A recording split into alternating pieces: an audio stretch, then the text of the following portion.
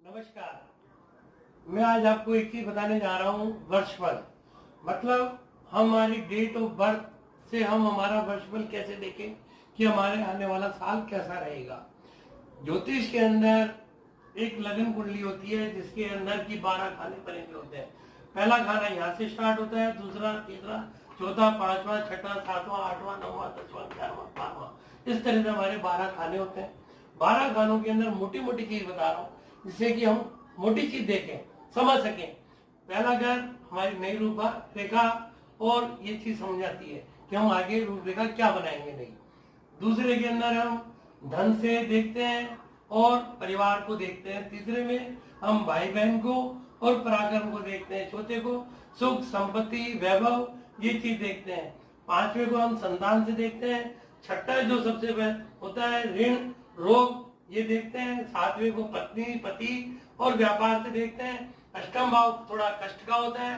नौवें भाव से हम धर्म भाव को देखते हैं और भाग्य भाव को देखते हैं। 10वें भाव से हम कर्म को देखते हैं कि हम आगे क्या कर्म करेंगे। 11वें भाव में हम लाभ की एक बहुत बढ़िया स्थिति होती है और 12वें के अंदर हम विदेश की यात्रा और खर्चे को देखते हैं। इस तरीके से हम 12 राशियों में 12 चीजों मैंने मोटी मोटी डाली है। इसको आप समझने की कोशिश करिएगा। अब आप ये कहते हैं कि मैं 35 साल का हो चुका, अब 35 के आप यदि रनिंग में आने वाले हो तो आप कैसे देखेंगे। आप 12 तक तो ये आप देख ही रहे, तो 12 को डबल कर लीजिएगा।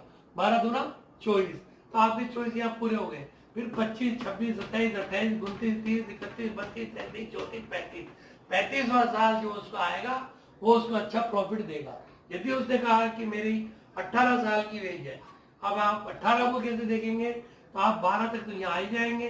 13, 14, 15, 16, 17, 18, 18 के अंदर थोड़ा सा उसको किसी भी तरीके से कोई कष्ट या बीमारी कुछ ना कुछ ये चीज होने की थोड़ी संभावना रहती है।